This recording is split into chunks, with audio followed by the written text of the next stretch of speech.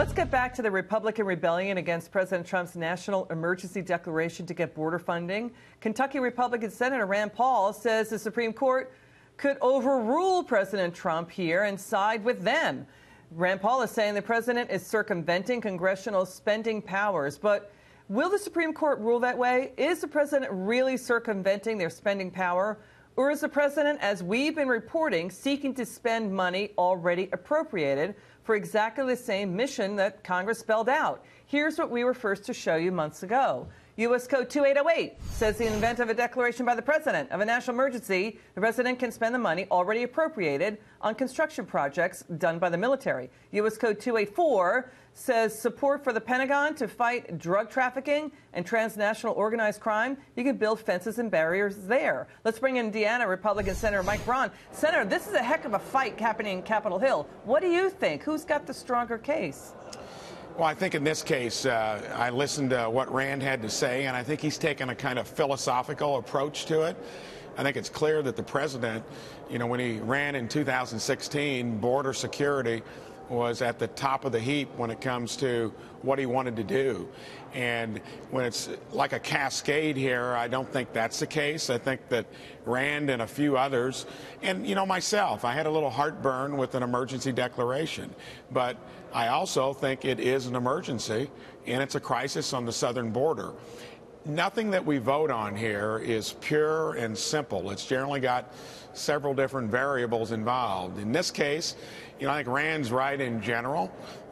We've probably given a lot of power to the executive branch over time. That means we need to be more assertive. Yeah, but to your point, President Obama declared Libya a national emergency, used executive actions there to spend money. George W. Bush, after 9/11, declared national emergency, spent money there. I mean, the money has already been appropriated. That's the argument in support of President Trump, right? Exactly my point, and that's why I'm going to be with the president on it. I think the unique thing about being a senator, everyone has a different angle that they approach it from. Rand, has got that, and I share a little bit of that libertarian streak as well. But in this case, I think President Trump has made the case. Other presidents have done it.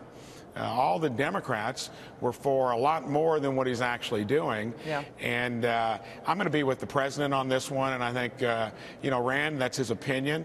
I think they're going to be more with the president, than against that. And I think, if it gets vetoed, the veto won't be overridden. So yeah, but he's, Blumenthal and other Democrats are saying he's the first president to do this. The money has been appropriated for other things, not really for the border wall. I mean, it's going to be a heck of a fight. Quickly, I want to get... That's politics. Yeah, understood. Now Nancy Pelosi is telling House Democrats to get ready to pass the DREAM Act. That's happening at the same time. Senator, I want to get your take. This is a big push for you. Switching gears, what's your plan for Congress to lower steep drug prices? Our viewers really care about that. Well, all I can tell you is 10 years ago, I took on the big health insurance companies myself and my own business.